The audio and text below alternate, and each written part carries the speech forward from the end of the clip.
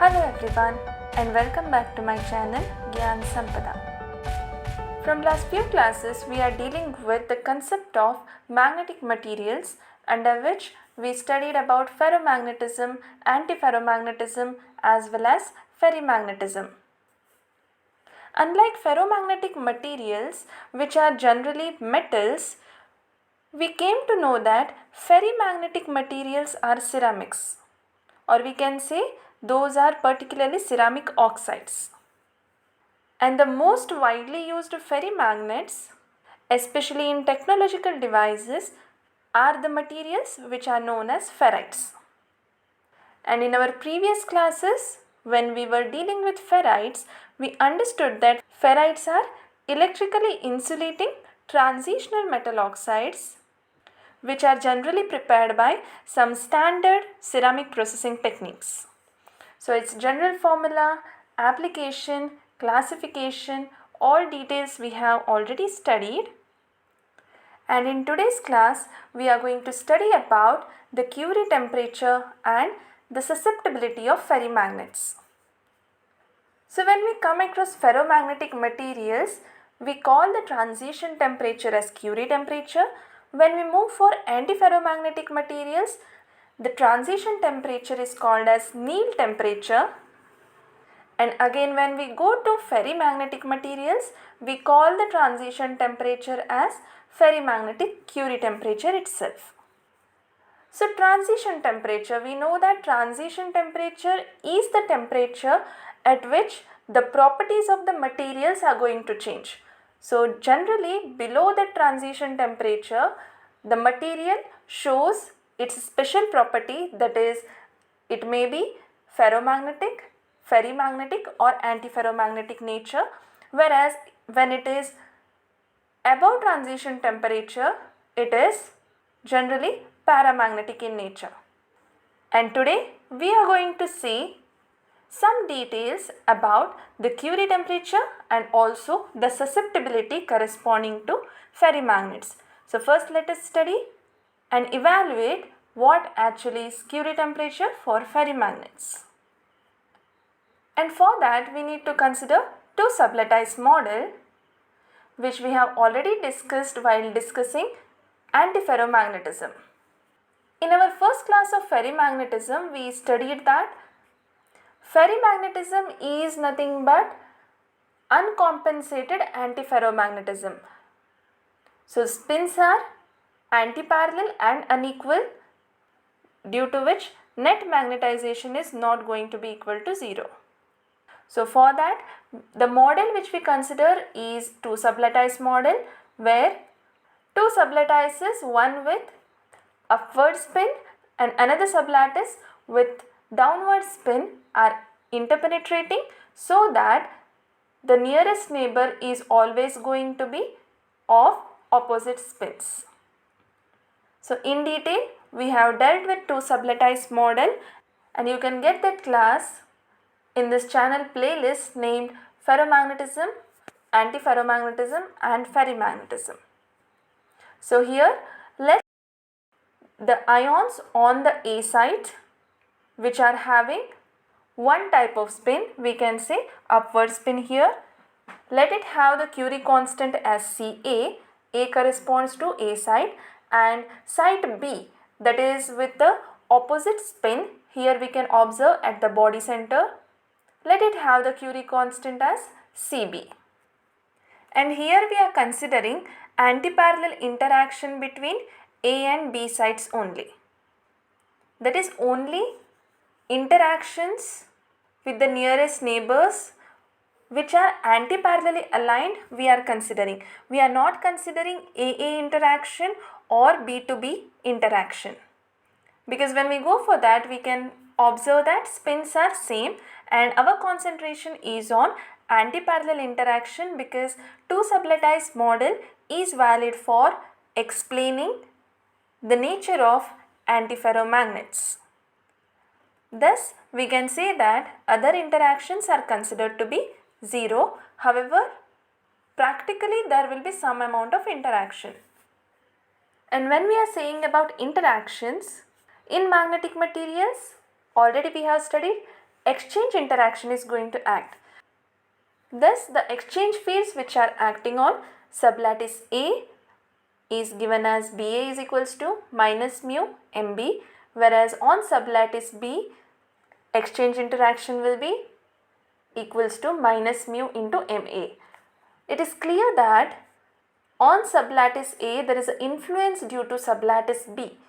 So that magnetization of sublattice B is going to create interaction, that is exchange field on sublattice A, and also vice versa.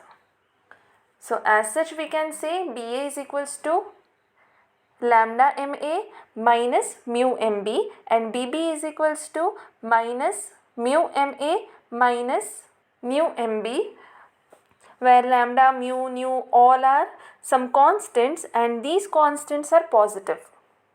And this negative sign, it is explaining about the antiparallel interaction, means opposite in directions. And based on this only we can also explain about the interaction energy density. So for time being, let us call it as equation number 1.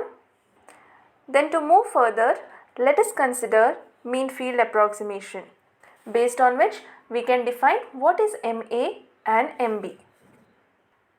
So in simple words, mean field approximation is nothing but, it just says that the magnetization on one sublattice is directly proportional to the magnetization of another sublattice, which explains about the interaction between the two.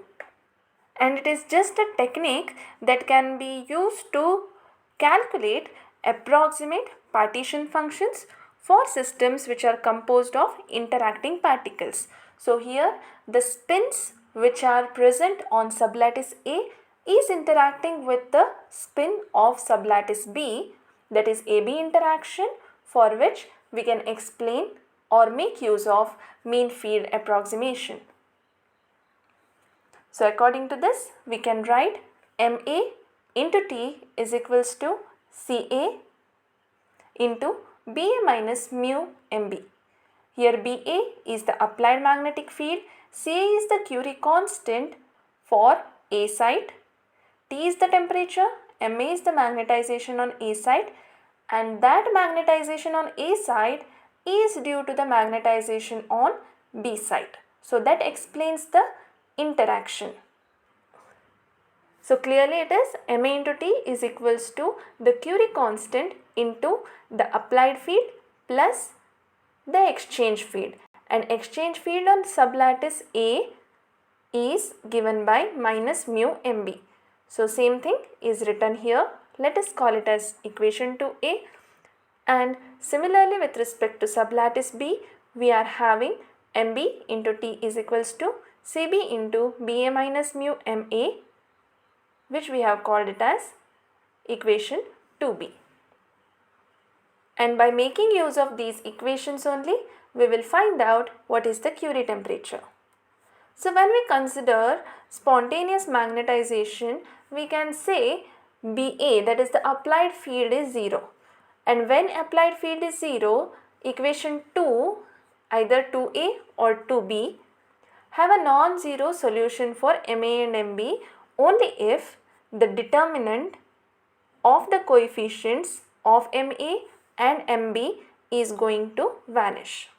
So for 2A, we have the coefficients of MA as T, and for MB the coefficient is mu CA, because after putting BA is equals to 0, we just rearrange the equation and bring all the terms on LHS side, equating it to 0.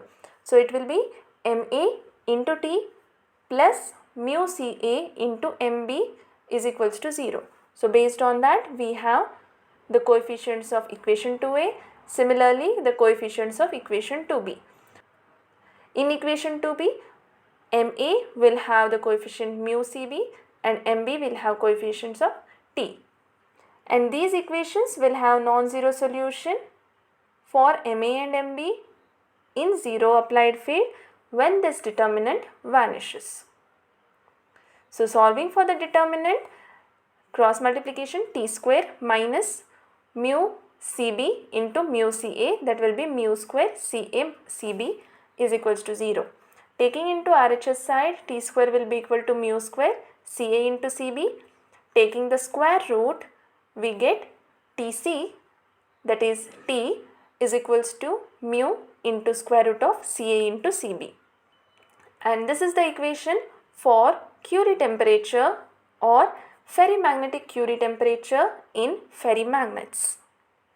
So instead of writing T, we have written TC because it is the common point or something like the boundary temperature below which applied field is 0, but still there exists some amount of magnetization. So here first part of our today's class, that is Curie temperature, is calculated, which is the transition temperature, and it is explained in terms of CA as well as CB. So both sublattice contribution is considered, and if we compare this with the ferromagnetic transition temperature, that is Curie temperature, then there we had Tc is equals to C lambda, where C was the Curie constant, and instead of C we are having here square root of Ca into Cb. There only parallel spins are there which are equal, so no need of considering two sublattices, but here the contribution comes from AB interaction, due to which two separate Curie constants are considered. So if you just multiply the dimension, we get something like C only. So instead of lambda, which was V's constant, we are having a constant denoted by mu here, which explains about the interaction. And now let us move on to the next thing, that is to find susceptibility. So if you consider the temperature greater than Tc, and again using equation number 2, to find out susceptibility we need magnetization and magnetic field. External magnetic field, whatever we have applied, it is considered as Ba, and magnetization is M, which is the contribution of both sublattice A and sublattice B. So M will be equal to Ma plus Mb. For that we need to first find out what is Ma and Mb, for which we need to do some operations or mathematical steps. So first we will multiply equation 2a by T and equation 2b by mu Ca. We already have equation 2a and 2b. So for first equation we will multiply by T, so that we will get Ma T square is equals to Ca into T minus mu Ca Mb into T. We will call it as equation 3a, and for 2b we will multiply by mu Ca. So mu Ca Mbt is equals to Cb mu Ca into Ba minus mu into mu will be mu square Ma Ca Cb. That is from this, and we will call this equation as equation 3b. And now we will subtract equation 3b from 3a, that is 3a minus 3b, and when we do that we can observe some term like minus mu Ca Mbt minus mu Ca Mbt will cancel each other. So two terms are reduced, and we have Mat square minus mu square Ca Cb Ma in LHS side. So in LHS we have collected the terms which have Ma is equals to non-Ma terms, that is Ca Ba T minus mu Ca Cb into Ba. Now taking Ma common and writing the remaining terms within the brackets, and then we will bring it to the denominator. So here we get the equation for Ma, and from our previous slide we know that Tc is equals to mu Ca Cb raised to 1 by 2. So if you square it, we get mu square Ca Cb is equals to Tc square. In the numerator we have taken Ba as common. So Ma, which is the magnetization on site A, will be equal to Ba into Cat minus mu Ca Cb divided by T square minus Tc square. And let us call this equation as equation number 4. So one part to find out susceptibility is over, and similarly we need to find out what is MB. For that we will just reciprocate the operations. We multiply equation number 2a by mu Cb and equation 2b by T. So earlier we had done reverse thing, that is 2a was multiplied by T and 2b was multiplied by mu Ca. Now it is mu Cb and T. So by multiplying mu Cb to 2a we get equation 5a, and multiplying 2b by T we get equation number 5b. Simple multiplication is done here. And now again we will do the same procedure, that is subtracting 5a from 5b. So now 5b minus 5a we will do, that is mbt square minus mu Cb mat. And similarly on RHS, again clearly we can observe mu Cb mat is going to cancel out, and again we collect the terms by bringing all MB terms on LHS side and remaining non-MB terms on RHS side.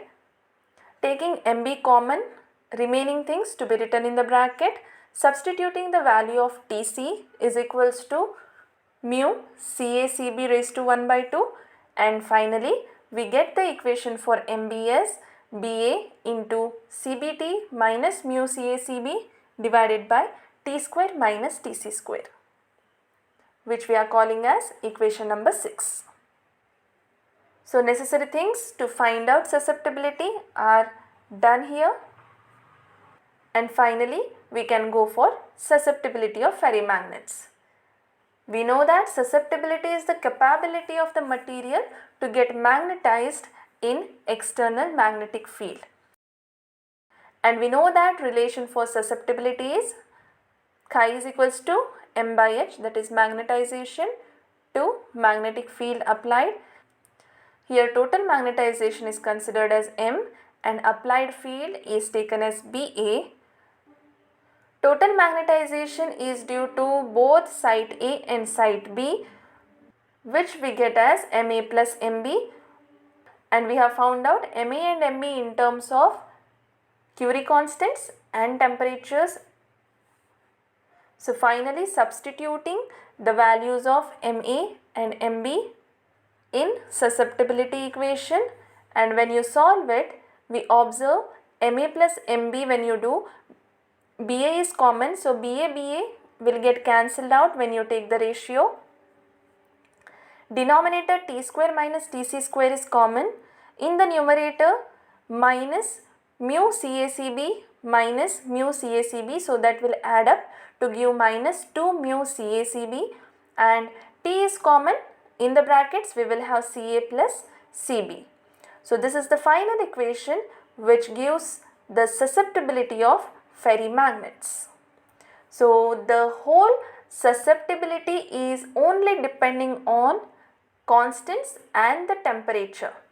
So Tc is the Curie temperature and T is the temperature. So with respect to temperature, how susceptibility is varying can be clearly observed here. And also it can be compared with respect to ferromagnetic material. So some modifications are there because of the antiparallel spins, which we have understood based on two sublattice model. And based on this equation we can plot a graph of 1 by chi, that is inverse of susceptibility, as a function of temperature. So with respect to temperature, how susceptibility goes on changing above transition temperature is given by this equation. Because first thing what we had considered was at T greater than Tc, then only these equations are valid. And according to this equation the nature of graph is something like this. So clearly we observe that susceptibility is inversely proportional to temperature as majority, even if there is a temperature term in the numerator, and 1 by chi, that is inverse of susceptibility, is directly proportional to T square by some temperature term. We can't say it 100% linear, however, this will be the nature of graph. And this is the nature for ferrimagnets like magnetite, that is Fe3O4. So here we can observe paramagnetic nature, and if we need to consider below Tc, we observe that there exists some magnetization due to uncompensated antiferromagnetism, that is some spins are not cancelled out, due to which there exists some magnetization, and as we move away from Tc in negative direction, that is well below the transition temperature, we can observe that magnetization goes on increasing. So that universal graph is again somewhat valid here, but above transition temperature, this is the nature of graph which explains paramagnetism, and at Tc we observe that spontaneous magnetization is going to vanish. And one thing I want to clear here is that many a times we get confused for the transition temperature naming.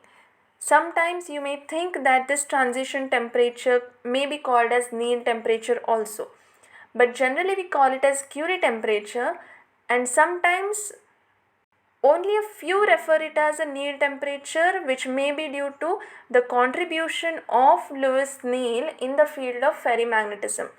So he got the Nobel Prize for his achievements in antiferromagnetism as well as in ferrimagnetism.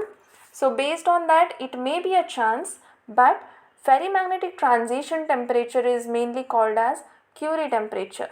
So this is a keynote, and this is about the explanation for susceptibility and Curie temperature of ferrimagnets. So in last few classes we have covered about the general properties of ferrimagnets, the magnetic order, classification based on different parameters, susceptibility as well as Curie temperature, which is a very important parameter to study any magnetic material, and I think these details will help you in some or the other way. So this is it for today. See you in our next class with some other interesting topics of physics. Till then, stay tuned, study well, and finally, thank you.